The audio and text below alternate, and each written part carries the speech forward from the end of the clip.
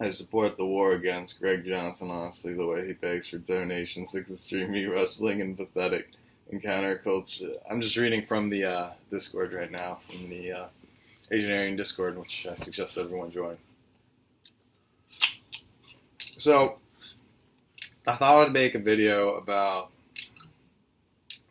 the terms of alt-left, alt-center, and apocalypse culture. I've been pretty busy with my own IRL stuff, you know, girlfriend, actual work, moving, whatever. But putting that to the side, it's interesting to talk about these things that are happening on the internet right now. For example, on altright.com, Andrew Joyce has an article about how he's against gay marriage in the alt-right. And he said that ultimately, if the alt-right is to be secure, we gotta bash gay people and get them out, stuff like that. Now, there's a particular website called countercurrents.com that's avant-garde, and some of the writers there are gay, and Greg Johnson, the other, has supported gay white nationalism before. And I have 3-4 gay IRL gay white nationalist friends I know. And it's pretty big, homo nationalism. And again, the alt-right, the official altright.com on Freiberg Spencer's project has become the new Republicans Party. And that old fringe alt-right of Deaf and June, Boyd Rice, and gay white nationalism, they're saying, go away. We're going to put you in the oven, and we don't want you anymore. And there's a civil war. And that's what I'm reading on this Discord from one of our users say that the war on Greg Johnson is basically the new Republican Party is purging the Deaf and June types. So that leaves me... Hold on. It's like other non-Asians tell me they respect me, and I could support Asian men on Reddit and do my own thing, but they won't cause... They think Asians on Reddit are anti-white. Hold on. I should reply back to this. But first, like, the culture that preceded this Deaf and June Boyd Rice mentality was apocalypse culture. And I call it apocalypse culture because of Adam Parfrey's famous manifesto book and collection of essays from, Peter Sotos, Jim Goad, Michael Hoffman Jr., things like those, authors like them. Kind of like Jim Goad's Answer Me. And, J.G. Ballard doing the introduction for that. Apocalypse culture. Well, I like to call it apocalyptic culture, as I was talking to Adam Parfrey on Facebook, thinking of writing an article or starting a website called apocalypticculture.com. Nothing to do with his own feral house projects, But we can make the argument that before white nationalism 1.0, in that middle, in the 90s or 80s or 70s, we had this apocalyptic culture. And this apocalyptic culture was pretty much this weird, kind of nihilist, kind of punk, kind of hate-core, kind of avant-garde, all this stuff at the same time. And it was like shocking liberals. They were so liberal.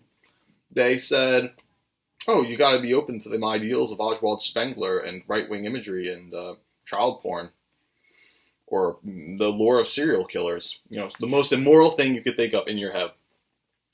I would define that as apocalyptic culture.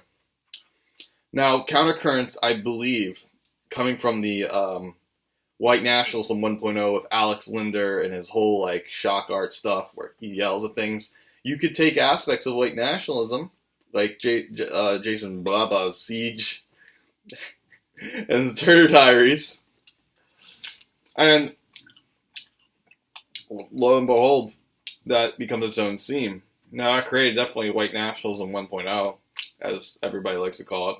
Countercurrents comes from that scene. But yet Greg has done a great job of making it more intellectual and more foundational and avant-garde, and that's a great thing. However, at the same time, Spencer's thing and Colin Liddell and Andy Wicke By the way, Colin Liddell has talked to Trevor Brown, who is a very stable apocalyptic culture writer, and everybody was going off, but now it seems to be the Republican Party purging the old fringe punk people who were once on the alt-right. And so they have a safe space too. So I think apocalyptic culture is mandatory. I'm going to have to write an article on apocalyptic culture about that, or even the website and foundation will have a list of names. Like in Casa Pound, when you walk in the Italian headquarters, you see like Captain Harlock and Ezra Pound on the wall. We got to have like apocalyptic culture. You walk in the wall, we see Jim Goad and Adam Parfrey and that guy, and maybe just like have pop culture light and have Margaret Cho at the bottom, or something like that. Jamie Stewart Juju. But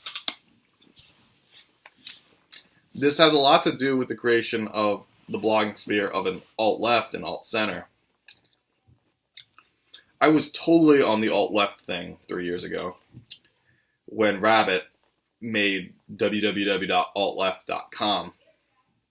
I thought that was a very important website. He had such this awesome 1960s, 70s aesthetic. Like Logan's Run, it was really cool. Like Sean Partridge stuff. And it just reminded me of that like classic Hatesville album. And Rabbit was so good. Even the book, Beatnik Fascism, excellent work of art. And he had the alt-left aesthetic, talking to Millennial Woes and Greg Johnson. And he had his huge fame. And now, me and Rabbit, we're now on the ghetto of the Stark Truth, www.starktruthradio.com, after take our alt-left ideals there. But the alt-left economically made sense, and now it's unfortunate because Donald Trump had his press conference and said, you say alt-right, well, there's an alt-left, and it's there. And now the media believes the alt-left is the Antifa, or just the shitty communists. It has nothing to do with Rabbit's alt-left project, or even Robert Lindsay for his own blog, who really started the thing. I find that now that alt-left really means Antifa, the name got stained. I just wrote an article introducing the alt-left. I have these ideals since 2 years ago. And I have this really crappy blog spot, meaning fanclub.com, where all my like teenage writings are there. You can view it. But I had some flirtation. The first time I was on the Stark Truth radio. Robert Stark just wanted to hear my views on the alt-left. I tried to put it in this article on my website, and that's good. It's up there on AsianArianism.com. I was bound to write more alt-left articles until this whole alt-left phenomenon came out about Antifa. And now I feel it's ultimately stained, and only Rabbit, Brandon Adamson, is the only one that can really argue for it. And that's why I also go with apocalyptic culture. It's just more accessible, and that needs its own manifesto now, whether you want to call that a subgenre of the alt-left or something. But I was reading Robert Lindsay's blog again, and I have to thank Robert Lindsay so much for calling me one of the pioneers in alt-left. I think that's very flattering, but I'm very modest. I don't. It's cool. We're definitely flirting with terms, but Lindsay also has said that I'm more alt-center because I'm trying to incorporate some of the alt-right popular culture things into the alt-left, and it's not anti-racist left-wing. The reason why I do that is because the alt-right is a huge, it's a huge entry. You gotta get people in the movement, right? You can't just close a door and say you have to think like this, and we can't let you in. The huge people are the alt-right and having those right-wing things. We have to make compromises to them, right? Greg Johnson's also said that white nationalism is about getting away from the right-wing and left-wing ghetto, even though it's in the right-wing ghetto, and making it assume, just like the cultural Marxist values that the Frankfurt School has successfully promoted. But again, it's now this term that Lindsay says it's alt-center, and I guess maybe I would be alt-centrist. I don't know. It's a cute term, but when I think alt-centrist, I think of like fucking Sargon of Akkad and like autistic fucking dumb kids who freshman year in philosophy class, and they're like, oh, Plato and Socrates is so great, and Nietzsche. bullet to their head. But yeah, I don't want to get petty with these terms, but I think apocalypse culture, alt left, and alt center are really the same umbrella term of this bigger thing going on. That's kind of counter to alt right. I think the whole alt right thing was just it tried to get the Death in June and Boyd Rice mentality and make it accessible and make it a philosophy and more. But now it's became the new Republicans Party. The Antifa are going crazy because they know about that background. They say no platform for fascists and all this gay shit. And we have to make a meta-political background to fight against the Antifa and the stupid metrosexual, urbanite, hipster bullshit Penn University of Penn punk house parties. That's where the meta-political foundation is. The internet does work because there's so many isolated people who use the computer. And but there's also the stupid extroverted class of asshats who live in the city and they don't have a computer. And they think of anarchy and whatever. And they go to these stupid avant-garde electronic shows. That's also a meta-political foundation. And it's unfortunate because the giant cultural Marxist forces, baby, they sell Antifa books in bookstores. And they're disgusting. These dumb 20-year-old white kids don't fucking understand shit. But I think they're on our side. They're definitely on their side when they date Asian women or Asian men, or Asian men date white women. They're on our side. They just need to be yellow-pilled. And this goes with the whole Asian Aryan thing. And I think what needs to happen is we're going to have to go there and have our own, not extroverted, but like also affect youth cultures. They say no platform for fascists. Well, we're going to give fascists the platform. Or we're going to give the people who are criticizing, because Antifa is shit. Nobody wants to be Antifa, dude. All the Antifa are like dads now. It's dadcore shit. And it's just stupid. Millennials don't care what Antifa is anymore. It's about apocalypse culture, alt-left, alt-center. This is a greater thing, and we gotta make sure these terms are just kind of reactionary against the whole alt-right sphere that's becoming Spencer's project, which unfortunately, I remember Richard Spencer being the cool fucking guy with the Asian girlfriend talking to Colin and Andy on Vanguard with Jonathan Bowden. That was hot shit. I remember tuning in when I was a teenager with that, but it's not. Now he's basically a Milo. Spencer's a Milo. I mean, I can't blame him, but I just feel like he's lost some integrity. He's trying really hard to make the alt-right the new, and that's good if you want a meta-political foundation. But again, not meta-political, political foundation.